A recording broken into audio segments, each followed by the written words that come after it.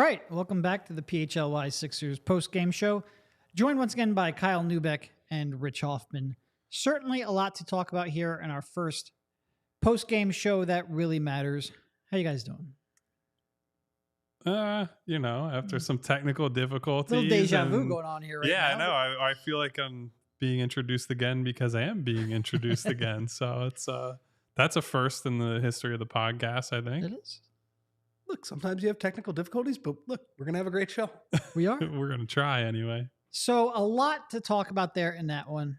For three quarters, like I mentioned 2 minutes ago, but some people will never hear. We had the duel of the two big offseason acquisitions, the Bucks with Dame Lillard, the Sixers matching with Kelly Oubre. Oubre was going point for point with him through three quarters until Dame time came in the fourth. Are you having technical difficulties speaking over That's there? That's not new. We had a little bit of the referee show. Starting off over with you, Kyle, I guess, what was your major takeaway here? Yeah, so I want to pause on the ref show for a second and say we are now officially the Kelly Oubre Sixers podcast. I believe all of us were dissenters in the offseason to varying degrees. I actually was getting tweets from people during the game essentially getting yelled at for Derek's takes about Kelly Which Oubre. I don't really get because I feel like you were as negative about him as I was. And by the way, Kyle might be ready to say he was wrong. I'm not. If he makes every three he throws up for the whole season, then yes, sure. Listen, we'll give him his. He had a fantastic game. He really did. He had an excellent game, and I think you saw exactly why people have been tantalized by Kelly in the past, right? Where big body, athletic, when he gets open and he gets hot, he can make some shots.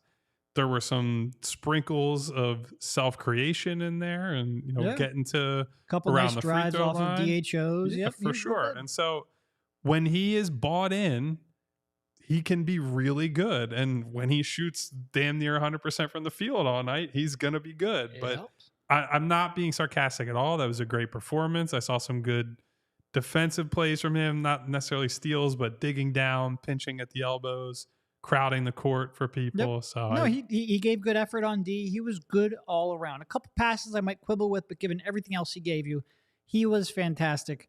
Just not ready to say the last 527 games of Kelly Oubre's career were wrong. That's all. Anyway, I think certainly we can get into Joel Embiid. He had a stretch there where he really struggled. Brought them back in the third, so he certainly had his moments. The fourth quarter stretch was infuriating. Overall, though, I think when you take a step back and you look, we can talk again. We'll talk about Embiid. We'll talk about the refs. A pretty good overall performance there, wouldn't you say, Rich? I would, especially because we've been doing this for a while. The first game for the Sixers has lied a lot. Like last year, the first game, the takeaway was, oh man, they can't compete with the Celtics. They have no shot. Now, did they lose to the Celtics at the end of the year? Yes, but they absolutely had a shot, which is what made the offseason well, so I mean, painful. look, to start last year, they couldn't compete against the freaking Spurs. So, yes. So I'm so glad I was on my honeymoon during the start last season and I could just pretend like nothing was happening. So, look, I will caution and say the beginning of the season sometimes can lie. It can lie in a good way, too. The 1920 Sixers got off to a very good start. That eventually turned into a spacing catastrophe. Michael Carter-Williams was going to take down the Heatles. Well, that's the all-timer, obviously. The team that sets the record for losses in a row, or ties it, went 3-0 to start the game, or to start the season. So I will say, I don't get too worked up about the beginning of the season. That said, that was more competitive than I probably thought it would be. Yes. It was especially more competitive because I think they were an in-rhythm Joel Embiid away from winning that game by 8, 10? 8 to 10 points, yeah. And if Joel Embiid is the issue, I'm okay with that. That's not going to be the case in a couple weeks. Like you said, Derek, it's just part of the Embiid experience. It's kind of frustrating that when he starts the season, he's just not in rhythm. The turnover, I mean, we'll be talking about that. That volleyball Just pass was one of the worst plays I've ever seen. Terrible job getting back on that one too by Joe. I thought his defense was very good, and we could talk about that in the Nick Nurse scheme. But look, if Joel Embiid is the problem and you are competitive and you look like you have somewhat of a plan, I think the offense was pretty clunky, but on defense, they certainly did have a plan the entire game. I leave that game saying it was interesting. They might have gotten screwed by the refs at the end a little bit, but overall, I think if that team plays roughly to that standard for the first couple months, even if James Harden isn't here, they're going to be pretty good. And Rich watched the first half at home. He walks up to me when he walked in tonight and said, that looks like a Nick Nurse defense. And it really did. It was not the passive sit back, we're going to have Joe and drop. There was plenty of aggressive coverage. Now there were, some warts that come with that. As happened in Toronto, they gave up a decent amount of corner threes. No, they came out, and not only did they send 2 at Dame, but they were sending 2 at Middleton to start. Yes. And I was like, that might be a little much. I'm not sure Chris Middleton warrants that kind of attention here early on, but they were definitely aggressive to start to change things up. Yeah. Yeah, and look, that's the reason I think, one of the reasons anyway, I think all of us, but certainly I can speak for myself, have gotten a little bit more excited about this team in the last month and a half, thinking about Nick is going to change some things. He is going to do things different. And if they're going to die, they might die in 15 different ways rather than the same way every year. Now, unfortunately, they died tonight because of the Joel Embiid problems that have been there for quite a long time. But if that's the issue and everything else is kind of humming along, Maxey looks good, Kelly Oubre looks good, Jaden Springer nice in a cameo, I think all in all, overwhelmingly positive in most areas tonight. Yeah. Yeah. And look, I thought Maxey and the way that he started attacking there, especially like when he came on to start the second without Joe, he really started to turn it on. Then later in the fourth, he was going at Dame pretty much every trip down the floor. Like Kyle mentioned on Twitter, that is why he might not be quite as high on the Bucks as some other people. There's somebody you can certainly exploit on that side of the court that they didn't have last year, and Maxey did everything he could to exploit it. I thought he did a decent job running the offense. Again, sort of like I wrote about today, I'm not expecting Harden-level passes, but I thought he at least had his head up on some of those drives. And he got to the rack. He hit his threes. He played an overall good game. And you add in that with Kelly, and Tobias had a very good game. Now, are they all going to do that every night? No, Tobias probably not going to shoot. What was Tobias today? 8 for 9? Probably not going to happen every game. I'm just going to go out on a limb there. But some days... I think you're onto something there, Some Bodner. days you're going to have Toby hot. Some days Joel Embiid might actually be able to make a pass. You never know.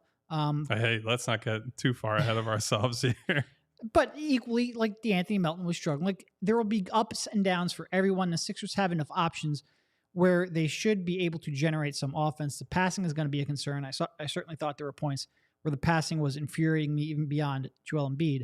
But they competed defensively. If they make a few free throws or maybe hit the offensive glass a little bit harder, or Joel Embiid doesn't try to make a volleyball pass, they could be coming away with a pretty strong win. And I think a lot of people in chat are going to be like, look, there's no such thing as a moral victory already. Don't start that kind of shit. I sort of agree, but early season, I don't care. I mean, I care about results, but I care about how well they play and what you're sort of seeing from some of the new pieces. And I think today was like you mentioned, if your biggest complaint is Joel Embiid, as much as we will get on him for his passing, I do think he's improved as a regular season passer throughout the years. It's the playoffs, the double teams, the crowd that they send him that has caused him troubles. If your biggest problem is Joel Embiid, who you know is going to be a completely different player in 2 weeks, then it's not cause for panic yet. Yeah. Unfortunately, as we were discussing a little bit before the show, they play 3 games in 4 nights to open the season, which who the fuck decided on that at the NBA level? That's just completely stupid to go months without playing basketball. And then, hey, here's a back-to-back, and you're going to play your home opener at 7 p.m. on football Sunday, Crazy. Eagle Sunday. That home opener. The dumbest scheduling I've ever heard of. Awful. And I think that might be my concern a little bit moving forward with the Nick Nurse defense, because it is a high effort scheme, right? Yes. And that is the one downside of it is, it kind of reminds me, Kyle, you mentioned the Heatles earlier tonight. They had that aggressive blitzing style. Yes. And it was dynamic when they were locked in. It's hard to be locked in for 82 games. Not every team has Dwayne Wade and LeBron James at their absolute apex either. And obviously the Sixers were not as aggressive as them. But I think that was at least in the first half, that was my real positive takeaway, was that looked like Nick Nurse level defense. And look, I do agree that Joel is the reason they lost this game in the fourth quarter. But one of my questions coming into the season was, can Nick Nurse kind of tailor a defense around Joel Embiid's strengths? Like the Nick Nurse chaos ball defense style, how does that work with kind of a static rim protector, a guy you want around the rim for good reason, because, analytically that's where you want him. I thought they did an awesome job of like blitzing. Giannis slips the screen. Joel is there, and then they rotate on the backside. And it was, like, look, they gave up a couple open corner threes. There are, some things you have to live with in that type of scheme. But I thought they looked generally pretty good. And at the end, they got beat by Dame hitting ISO threes. Like, that's okay. Like, he's a great player. And unfortunately, you have to put Kelly Oubre on him at the end. And good for Kelly for taking that assignment, but that's okay. Sometimes you get beat by him.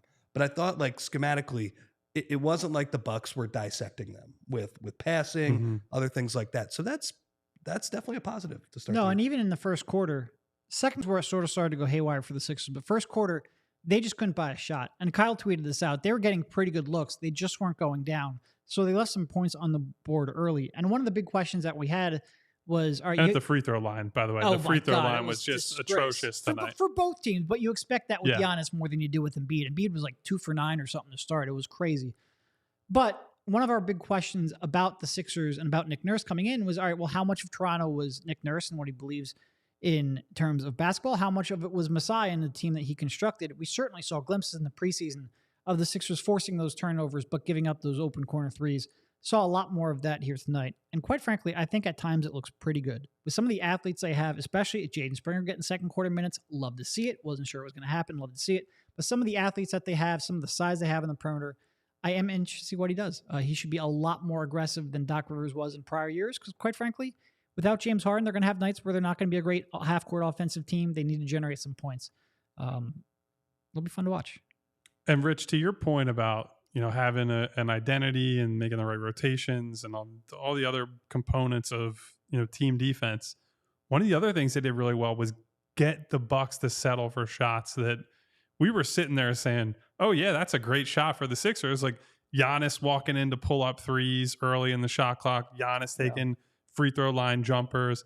And those were happening against not even the lineups with Joel on the floor. That's against Oubre and Paul Reed and Pat Bev. And like those guys play well tonight, but they're not the group that you send in there that's like, oh, that's the Giannis stopper lineup. These are the guys who are going to get him to take shitty shots that you would love for him to take over and over again. So on top of all the things you're saying, which I totally agree with about the style of play, I guess like the mental side of it and getting the guys they wanted to shoot, that's a big win on top of that. What did you guys make of Springer only getting 5 minutes? Because I thought he looked pretty good. It seemed like once he fouled Dame beyond the 3-point line, I think Nick maybe lost confidence in him. But I think Dame drew 3 or 4 fouls on pull-up jumpers. Yeah. No, I don't think I think one of them was a non-shooting foul, so he didn't get 3 free throws. The Maxey one where Maxey got him with the. But he got Maxey, he got Melton, he got Oubre, and he got Springer. So it wasn't just Jaden who got bit by that. I thought outside of that, I did think Jaden handled himself relatively well. And look, Jaden Springer, second quarter minutes, first game of the season, and he's on Dame. I do at least think that was a little bit of a vote of confidence. I'm a little surprised he then went away from him so quickly. That block he made was incredible, spectacular. Yep. One of the best defensive plays the Sixers players made in at least 2 weeks since he blocked Tatum. and by the way, he makes 2 blocks in the game. The first one was, I forget who it was against, on a jumper, right? But it was a Matisse Thybulle type of block where this guy is not nearly as long as Matisse Thybulle, and he's making those plays. But the play, he was just shadowing Dame. And if you watch the replay, the alley-oop gets thrown over his head, and he's like a defensive back, kind of looking at Dame, waiting for him to jump at the exact same time and catch that with 2 hands. That is, that is remarkable stuff. And, I got to say, he only took 1 shot. It was like a late clock corner 3-pointer where, he kind of gets thrown a grenade at the end of the clock. It looked good. It almost went in. Yeah. Like Simmons, he caught the ball in the corner with 3 seconds left on the clock. That was the only decision. It looked fine. Hit him with a little jab step and cleared some space for himself too, which that was a thing that I think we pointed out during the preseason, that there was another, look away pass fake that cleared some space. So it seems like he has grown more confident in that shot because instead of driving into traffic, he's saying, well, let me get that extra foot or 2 of space and I'm going to let it rip. So he looks like he's pretty confident. And while I would like him to play more than 5 minutes, I like the fact that he did get 5 minutes, which kind of signals Nick Nurse thinks like this guy has earned a spot in the rotation, even if he did play all of the veteran guys that are technically ahead of him. And he was sort of in the game at the wrong time. Like, I think that was when Milwaukee went on that big run in the second. I think he ended up at -10 in 5 minutes. I think I won't say almost none of that because that 4-point play was big, but very little of that was on Jaden. It might have just been the wrong time. And maybe Nick saw the changing momentum of the game and just went cautious with his young kid. I don't know, but I do hope Saturday night there he gets run again for sure. Yeah, so we got to take a quick break that you're going to hear a lot of my voice for the next 2 minutes, and then pay those bills, Kyle. Go for it. We will get right back to Sixers Bucks. So first, I got to tell you about our good friends at Soul Savvy. You guys cannot miss out on the biggest sneaker drops if you download the Soul Savvy Drops app. The Drops by Soul Savvy app makes it easy to keep up with all the latest news, releases, raffles, and sales in the sneaker world. It's your one-stop shop for everything sneakers. You get Drops Alert instant notifications so you'll never miss a release again. Get instantly notified whenever your size of sneaker is available to buy. Free raffle management to keep track of all the raffles that happen in the sneaker world.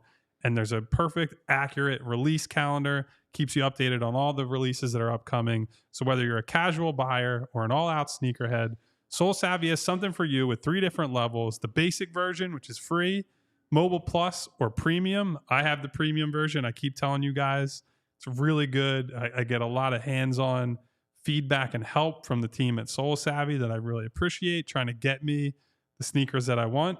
And we do have a drop alert this Saturday, October 28th. The Air Jordan 12 Cherry drops, and the Drops by Soul Savvy app will notify you when and where it's dropping. So download the Drops app, never miss a release.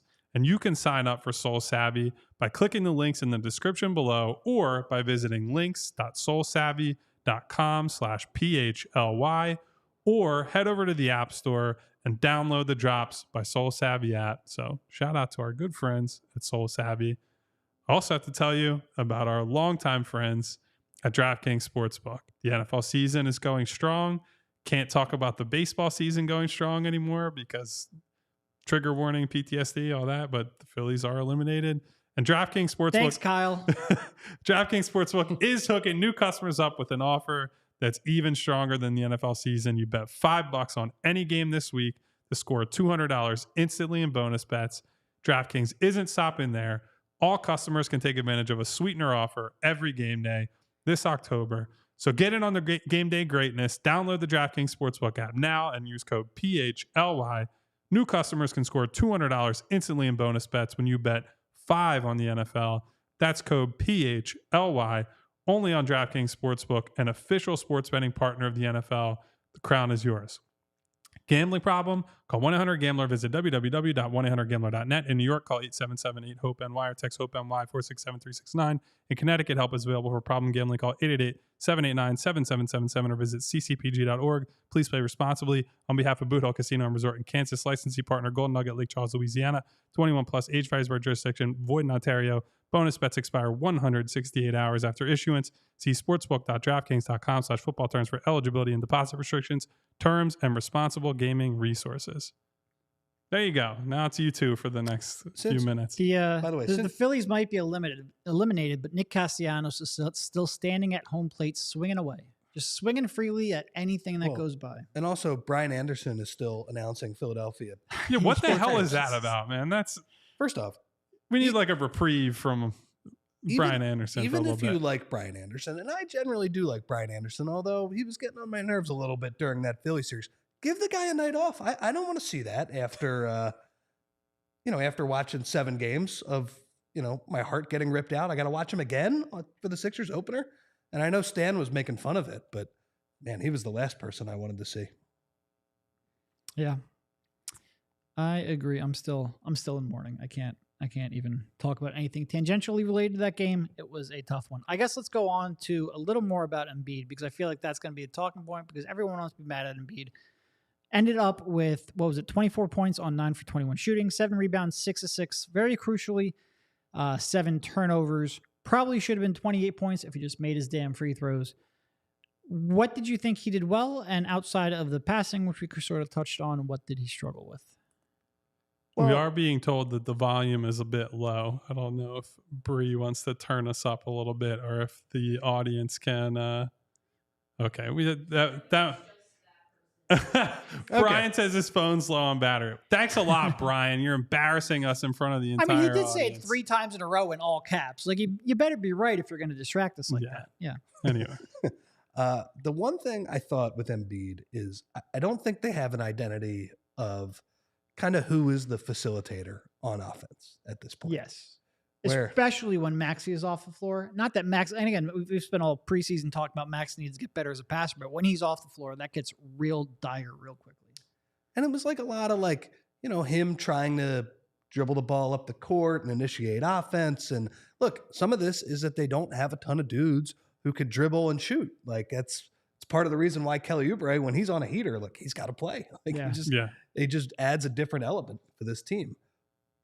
But they didn't completely know, they tried some post-ups with Joe. They tried some stuff at the elbow. They tried some delay stuff at the top of the key. But I didn't really feel like they had that much of an identity. And also, he didn't do a great job passing either. No. And certainly when Embiid gets tired, like the lazy passes come out even more. And they were just like that tap pass, I still can't get over.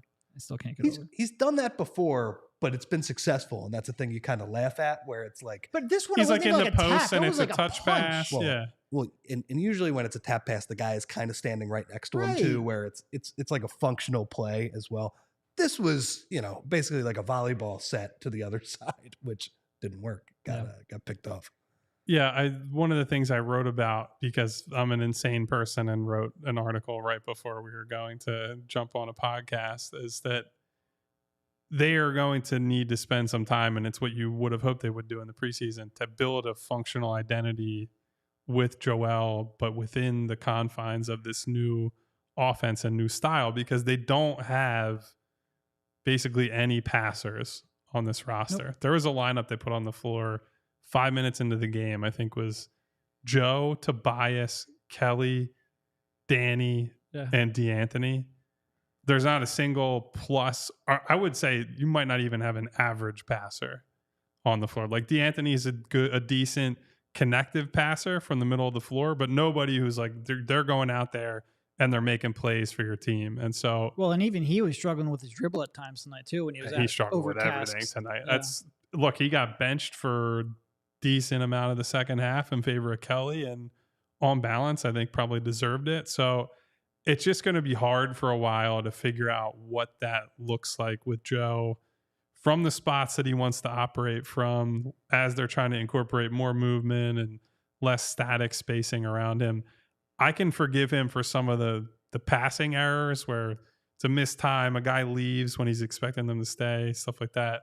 The volleyball pass, the one where he gets ripped by Giannis by the 3-point line and then falls down, might get a flop fine for that one. That's the stuff that pisses me off. That stuff just can't happen. I thought the Sixers' best offense tonight was like quick hitting stuff for Maxey, like getting Maxey on Dame, where it was, either kind of a wide pin down type screen or even just a little bit of a dribble handoff. And Kyle mentioned it, in the middle of the third quarter. And I went back and watched it. I mean, 7 straight points for Maxey on Dame in just the blink of an eye, which again, some of that is Dame is not a great defensive player, but some of that is Tyrese is really hard to guard, man. And, he had a couple in isolation against Dame, step back threes tonight. That's the good stuff. That's what we like to see.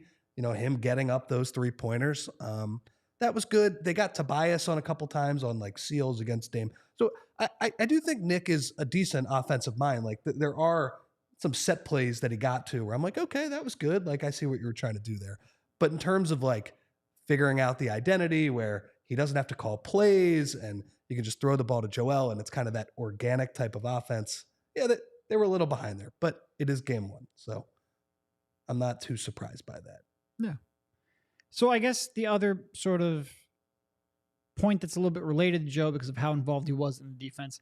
We talked about it a little bit, but how do you think they matched up there? They threw a lot at Dame, a lot at Giannis. What was your overall takeaway on how they pretty successfully defended Giannis and then struggled with Dame? Yeah, I think it was mostly that the Sixers were very aggressive against Dame, and Giannis, a lot of time on his roll, he found Joe. And Joe has traditionally been a very good defender on Giannis one-on-one. And of course, on that final play, he stops him. Giannis throws a self pass to himself. I don't know what the officials were looking at. I mean, literally a game-changing call. I've seen a lot of comments in the chat. You know, I'm not a ref guy, but the ref stole the game. I mean, that's a huge call. Like in terms of winning the game, if this were a playoff game, I would be kind of banging that drum even more. It's just that I don't really care too much about the results of the first game of the regular season, but that absolutely swung the game. So I think they just did a good job of funneling Giannis to Joe. I guess the way I would say. I guess it's a pretty good point on the. I just want to, while we're on the ref tangent, Yeah. how do you miss that fucking call? Like, that's the most obvious air ball pass to yourself that I have probably ever seen in a basketball game.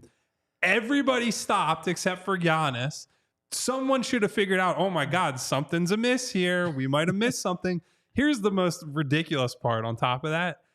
I went on Twitter because I'm like trying to find the clip as I'm doing the recap and just trying to make sure that I'm not the one who missed something.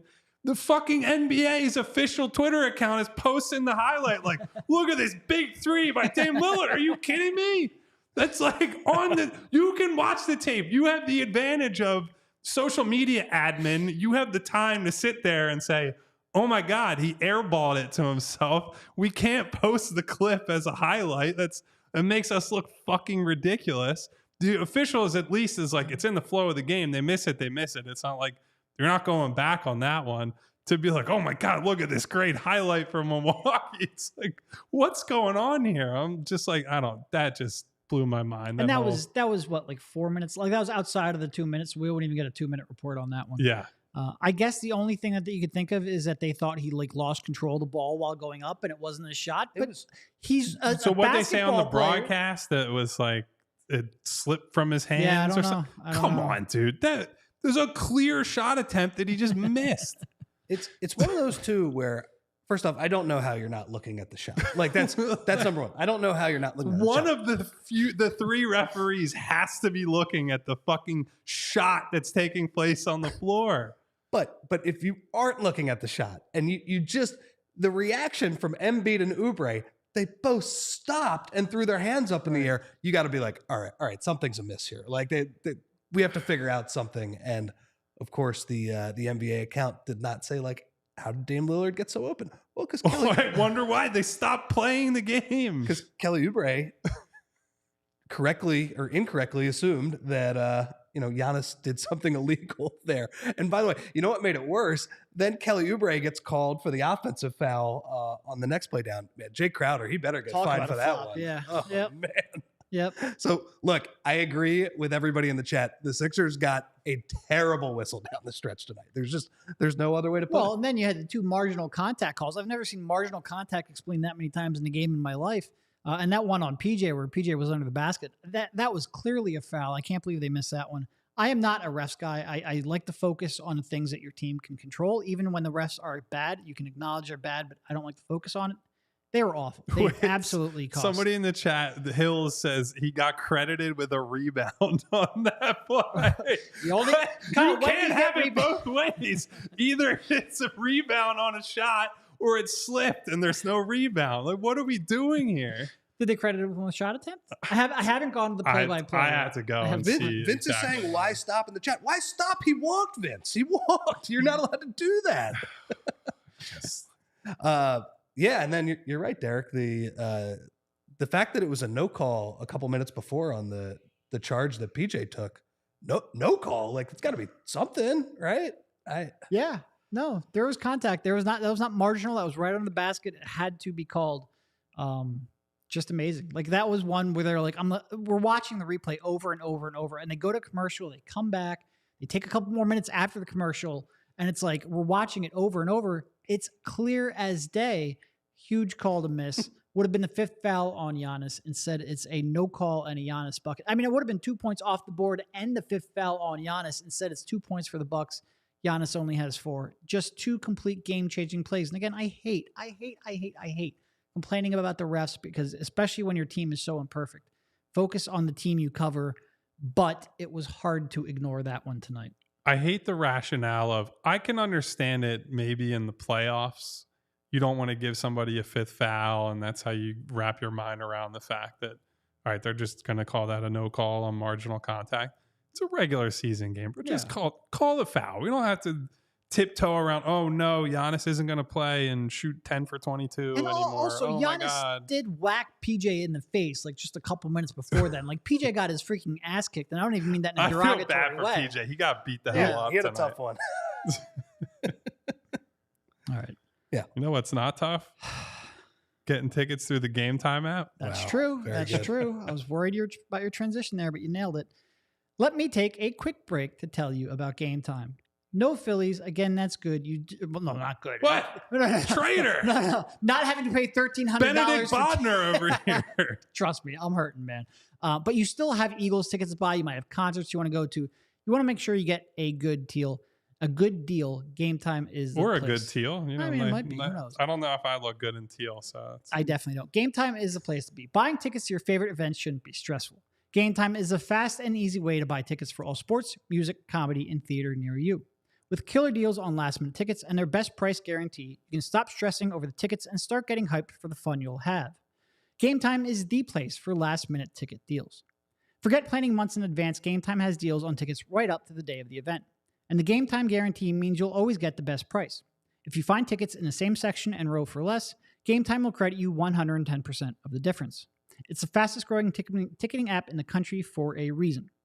Get images of your seat before you buy so you know exactly what to expect when you arrive. You can buy tickets in a matter of seconds. 2 taps and you're set. Tickets sent directly to your phone so you never have to dig through your email. Snag the tickets without the stress with Game Time. Download the Game Time app, create an account, and use code PHLY for $20 off your first purchase. Terms apply. Again, create an account and redeem code PHLY for $20 off. Download Game Time today. Last minute tickets, lowest price, guaranteed. All right. I'm not sure I have too much more ranting to do on the refs. I feel like if anyone did, it would be Kyle, but I think he got it. I got my F-bombs out. I got called a potty mouth in the chat. You did? Listen, man, it's what? It's 11:07 p.m. If there are little kids watching this stream, I apologize, but no, I don't. In all honesty, we've been doing this show for 6 weeks now. If they haven't picked up that you're a potty mouth, like we've kind of let them fly here. Yeah, We've that's kind of let them fly. I mean, I try to have some restraint, but when it's an obviously ridiculous.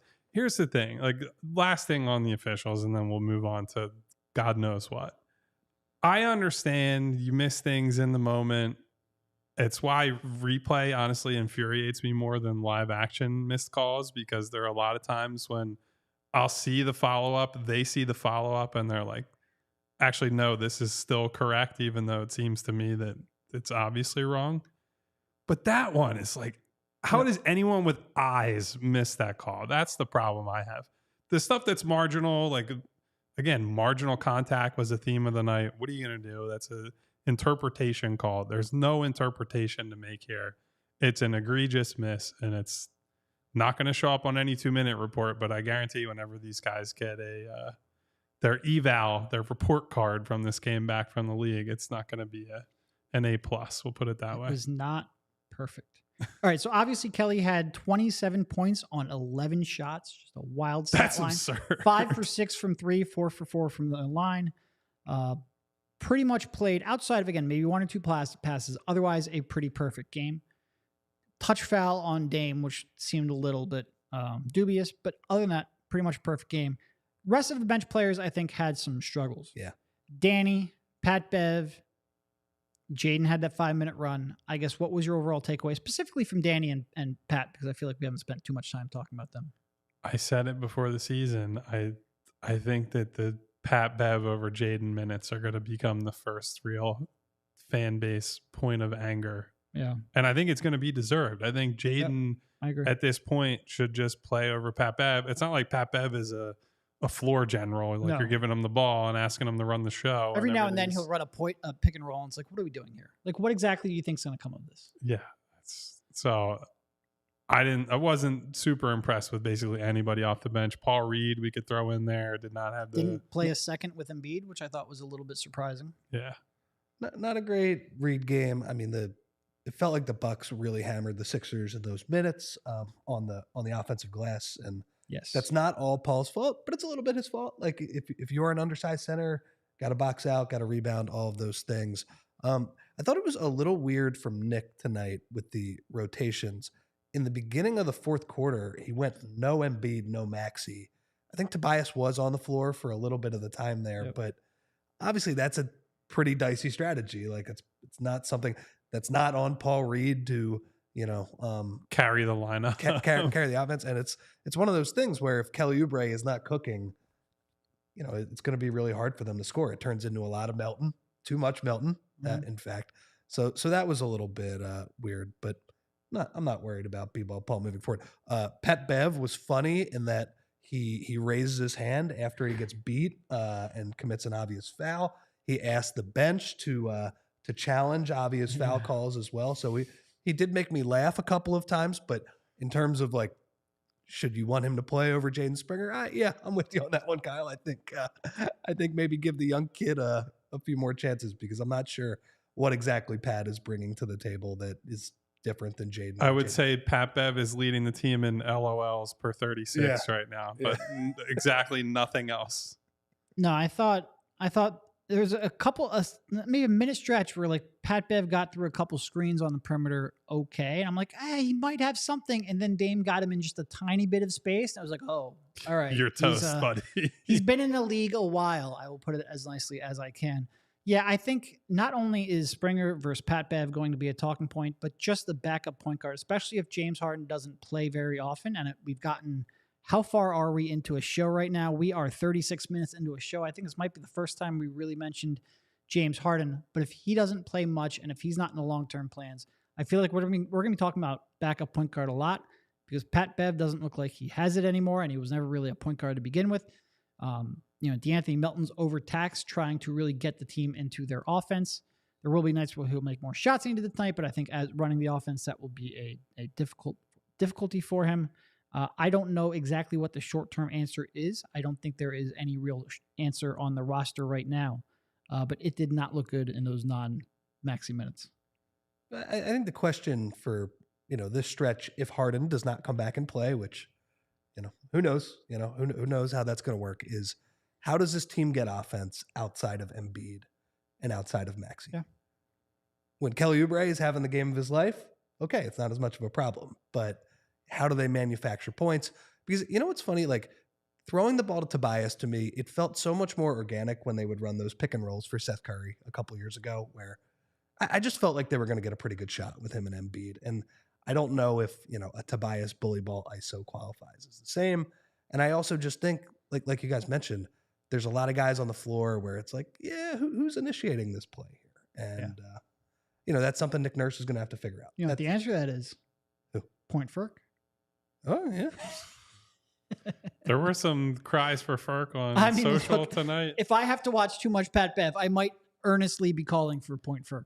I would say this in Pat's defense. One, DeAnthony Melton was a complete train wreck tonight, which we've kind of gotten at that. So if DeAnthony's playing that port, like really he should be the guy who, I don't love him as a lead guard by any means, but he should still be at the top of that below Maxey pecking order. Like he should be the guy that comes out early, then comes back in with some of the bench guys, and you play a 4 out around Joel and you run dribble handoffs, that kind of deal. If he's not playing well, I could understand why you go to Pat, and because Pat, for whatever his weaknesses are as a creator, he's fine in a role where it's just like, hey, dump it to Joel, get ready to shoot. He'll swing the ball around the perimeter. Even had I believe he had a dribble handoff tonight where he scored off of it, had like a nice little runner in the lane. So he wasn't as bad as I think we're probably making him sound. I just think if you're asking me, would I rather play him or Jaden?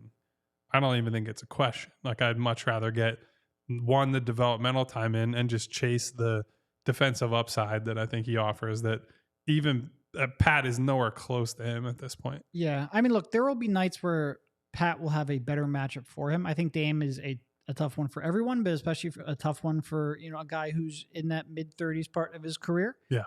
So I think there will be nights where he will look better. I think my biggest concern isn't even so much Pat Bev. It's that they need more guys who can dribble and pass. Mm-hmm. And I don't know how they rectify that. Well, it's also a problem when PJ is playing 26 minutes a game too. Like this is kind of a weird PJ matchup where I didn't think he did a bad job on Giannis when he was in there, but when he plays offense against Giannis, it's just like They were playing a football game. Everybody else is playing basketball. Totally. And it just completely mucks up your offense. I mean, remember the game, I think it was in March last year, where the Sixers broke the Bucks, what was it, like a 17-game winning streak at that point? The way that Doc won that game was, I forget who the shooter was that he put in the game. Might have been George. He was like, PJ out, George in, and we're just going to try and outscore these guys. So it's a little like, look, the Bucks still in some ways are a very hard matchup. Like we talked about Joel struggling offensively. I think Brook Lopez plays better defense against him one-on-one than anybody in the league. If there's somebody who is better, it's not a long list, is what I would say. So, and obviously Giannis, when he's allowed to play football, what did Joel say? Like halfback dive or whatever? What did he say? He said something in Cleveland last year. I mean, the peak of it was when James Harden and Giannis were competing for MVPs. I was like, yeah, I actually am skilled at basketball. And I don't remember what the exact framework of it was, but a lot of guys have taken shots at Giannis over the years after losing to his team. But yeah. So look, overall, I agree with you, Kyle. Like I'm lower on that team in terms of, like if the Bucks match up against a team like Boston, I don't know. I feel like Boston has a lot of places they can hunt and get good offense. But that's a pretty hard opening night game, for the Sixers. And I thought they acquitted themselves overall pretty well there. To your point about defending Embiid, definitely think Mason Plumlee probably gives Brook a run for his money. That's a joke. I was gonna say, where the fuck? He drops 40 on him every time. Where are you going being with this? absurd. Where did you pull Mason Plumlee out of? I was honestly thinking of the ones he destroys the most, and he drops a 40 spot in his sleep against the Hornets every time. Well, now he's on the Clippers, so true. He gotta keep track of your Plumlees, buddy. Well, it was last year. I was talking about last year's games. He was on the Clippers last year. He was on the Hornets at one point too, wasn't he? Doesn't he? It might be off. Probably. I think it was a deadline deal. Yeah. We're getting off tangent, but we're very far off. Doesn't Plumlee shoot free throws left-handed or one-handed? I think he's switched. Yes. Yeah. I don't want to think about how he shoots. It's like actually disturbing. No, this was a very tough matchup for them. It was nice to see Maxey just go right at people. That is one weakness they have to exploit. It was fun to watch Nick Nurse and the defensive schemes. They have some things that are going to be very tough for them to overcome against this matchup, but it was overall, I think, it was an entertaining game of basketball. I really can't complain too much. Now, all the silver linings are going to go out the window if they lose either of the games that they played this weekend, even though it's absurd that they have a road home back-to-back the first weekend of the season. But we can talk about silver linings and say, hey, we see an identity, we see structure, we see all this. They lose to Toronto, who they squeaked one out against Minnesota, or they lose to Portland, who got their doors blown off by the Clippers last night. Then we're going to be sitting here saying, that something's going to have to start rolling in the right direction. Yeah. Portland on the second night of a back-to-back. I know it's the second night of a back-to-back. Like you kind of got to win that game. Yeah. You got to. Like one. Derek, you mentioned one other thing I like too, just in the first half. Maxey going bully ball against Campaign really kind of, there was one play where he stopped, he got him on his hip and he stopped, felt the contact, and then threw it up. That was some of the better foul drawing I had ever seen from him.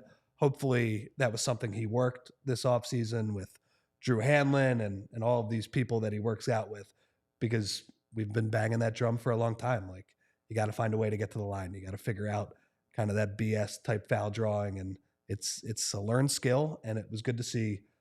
It's also good to see. I mean, Campaign is like one of the few guys in the league that's like way smaller than him.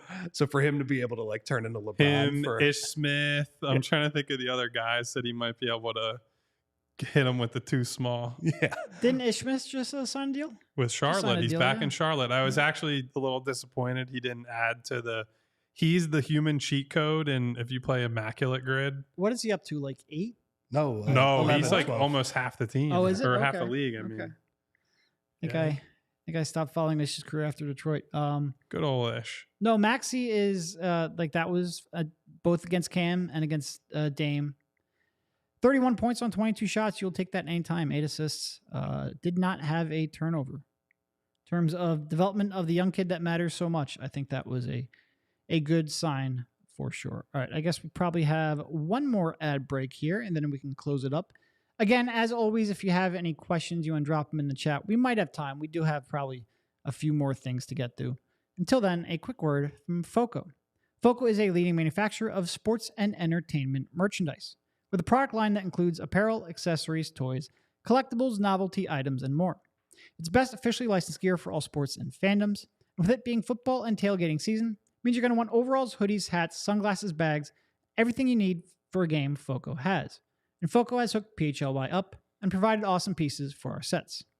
FOCO always has our back for Philly sports, and they have yours too. Get the best gear around by using the link in our description. For all non-presale items, use the promo code PHLY for 10% off.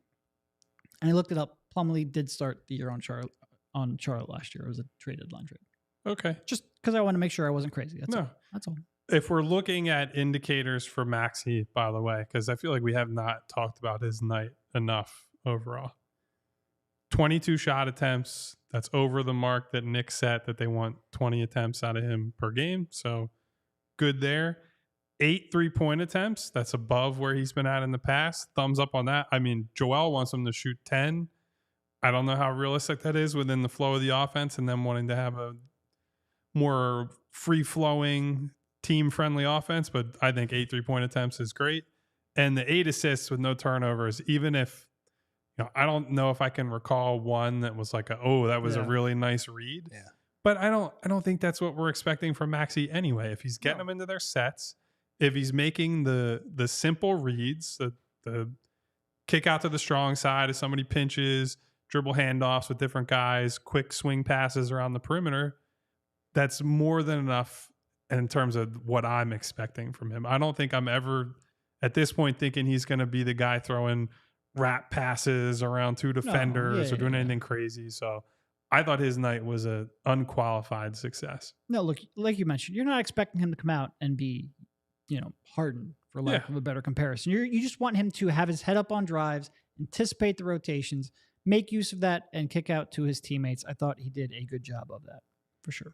I also just like that he struggled in his first stint and he kept going. He just started to play better as the game went along. Kyle, to your point, I think some of his assists came on those Joel threes, like where they're kind of those low value Ben Simmons type of assists. But again, 0 turnovers against a team that is starting to pressure the ball a little bit more. I think this was in a lot of ways a favorable matchup for him, but he took advantage of it. And, there were a couple plays, like I think he had a back cut where Embiid found him in the fourth quarter. Like he finished around Brook Lopez. Like these were not easy plays to make. And I just think this is something we've always seen from him, but some of the dribble moves he makes, man, he makes guys look like Looney Tunes trying to guard him. Like they're just stuck in the mud, and it's really impressive to watch. 10 free throws for me. That's the big thing. That's really good. Yep. Yeah. Speaking of Looney Tunes, Dame looked like he ran into a wall on some of those screens tonight because he hit contact and was like pancake against it. He was not moving anywhere. Yeah. I swear there are players, and I'm not saying Dame specifically, but players that intentionally run in the screens just so they have an excuse not to run through them. It's amazing how some people just have a magnet in them for that. You screen. say that like half jokingly. I would guarantee you that there are guys who do. I'm convinced Lou will just run right into it just so he can stop playing defense. Because there are guys who don't actually want to rebound that will like do the token, I'm looking like I'm boxing out, and put their hands up, and then the ball flies 5 feet away from them. And it's anyone in mind right now?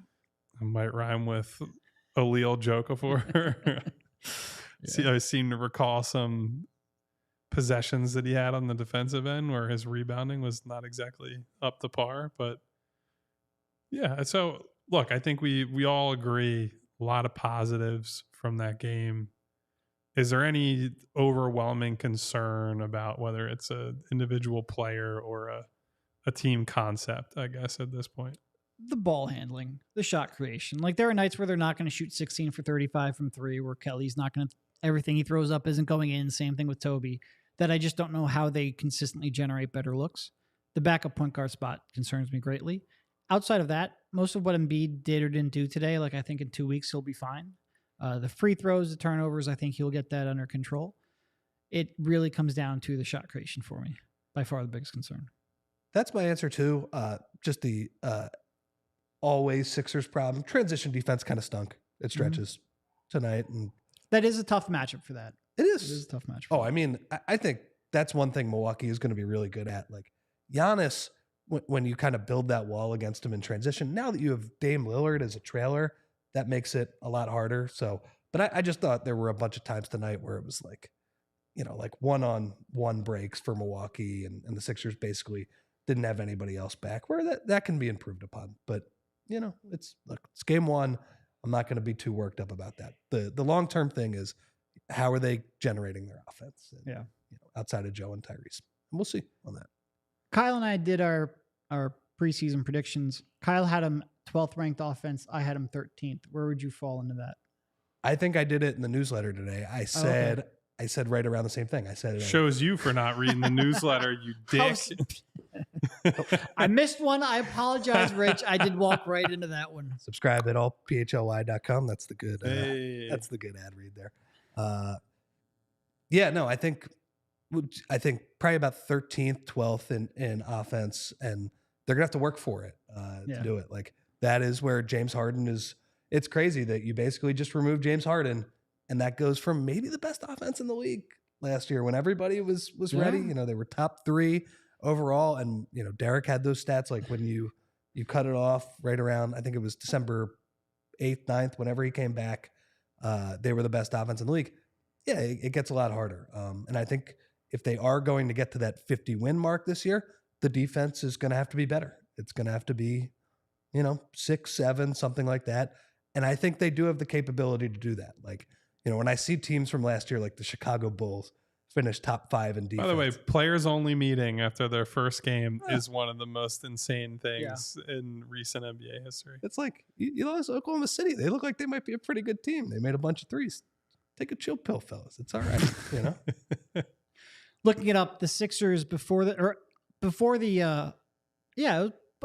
James Harden joined them like right after the All-Star break that year. Before the All-Star break, back in the Ben Simmons holdout year, had the 14th ranked offense in the league. So I feel like 12, 13, that probably seems about right. Maxey's better, Embiid's better. Maybe the role players aren't because you don't have Seth Curry, but the role players are better defensively. Maybe that'll even out. But they had the 14th ranked offensive squad prior to Harden really starting to suit up for them. I feel like that's about right. Yeah. You want to hit a few questions from the people? I feel like we have not. The comments have been coming fast and furious tonight. So and we have a little more to talk about today than maybe in some of our shows. So we do apologize for not bringing up some of these comments earlier, as Kyle says. Well, Neil asked for a letter grade on Joel Embiid. I mean,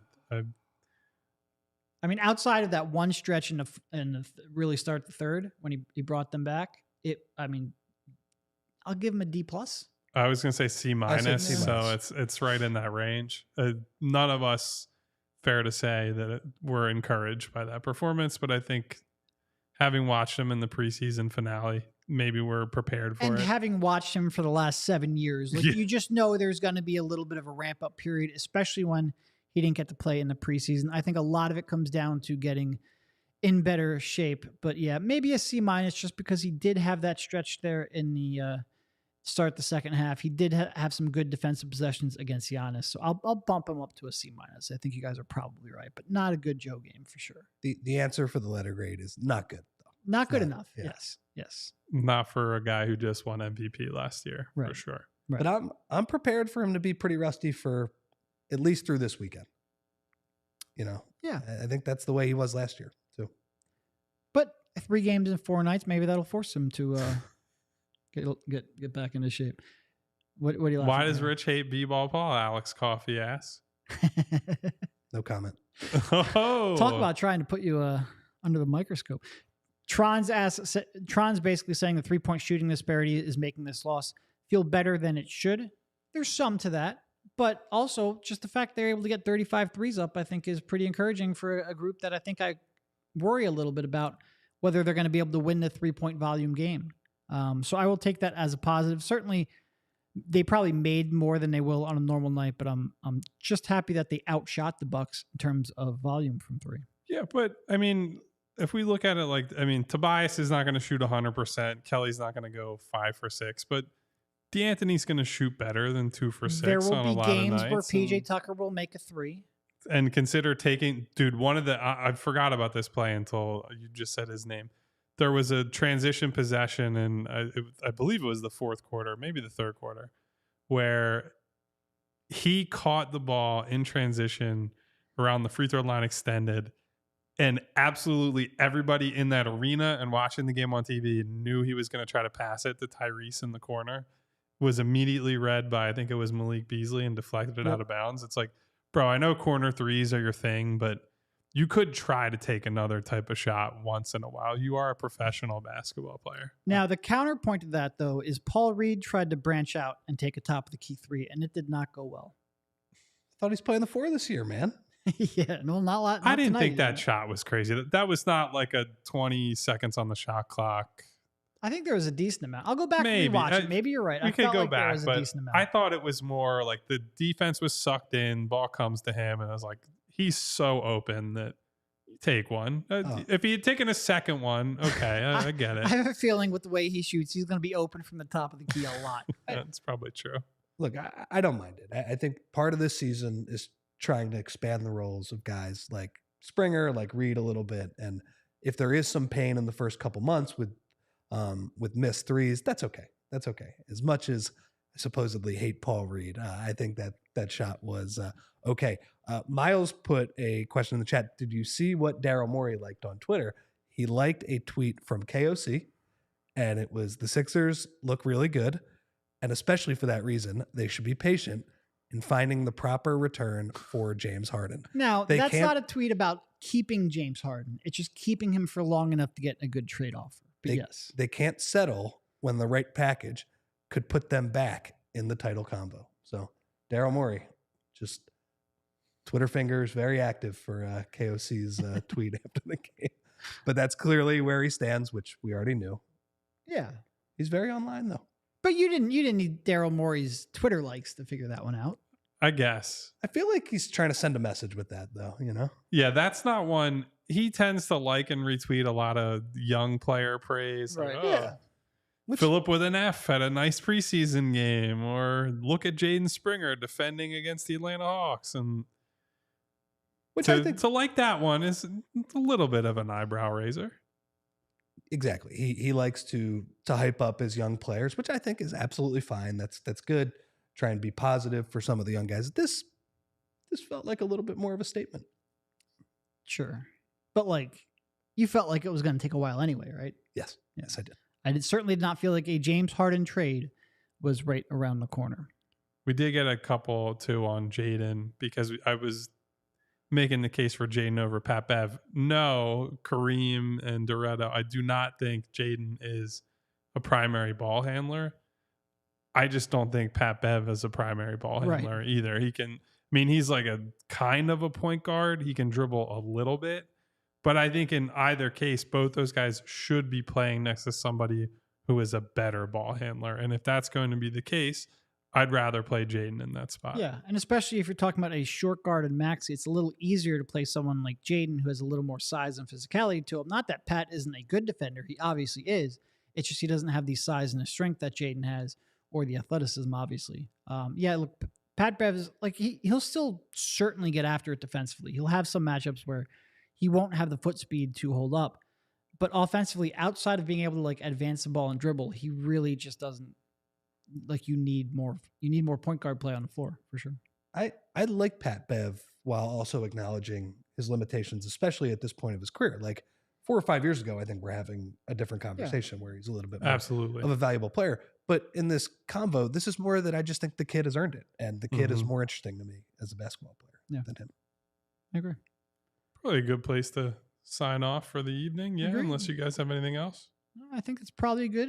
Very lively chat. I'm sure Kyle has some very specific people. There's a lot of people in the chat. I'm not sure if Kyle's going to get to each and every one of you, but a couple that he's going to want to call out here. That would be very tough. Well, first of all, I have to say, I think the Brian who led us astray on the mic noise went to sleep. I saw him say goodnight at one point. So, Brian, if you listen to the end of this podcast tomorrow, shame on you. But also, like, thank you for lively being here. contributor. He's here all the time. And he apologized. He did apologize. I'm just busting his balls. He understands.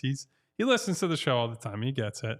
But thank you to Miles, to Neil, to Money Mar, to Leonard, 2 Minute Warning, Randy, other Brian, Brandon, Doretto, Ricky, Hypothetical Man, Brandon, Scott. There's just obviously Alex Coffey, who's saying that Rich is a Paul Reed hater. Very important to point that out. So thank you, all you guys. We have so many people here that we see during the day, and it's like, oh, these people at 2:30 in the afternoon have a little time on their hands. But now it's 11:30 at night. Many of you are probably going to sleep soon. So to spend your waking hours with us is very appreciated, and we'll be back with you before you know it. Well said. We all silly like the mayor.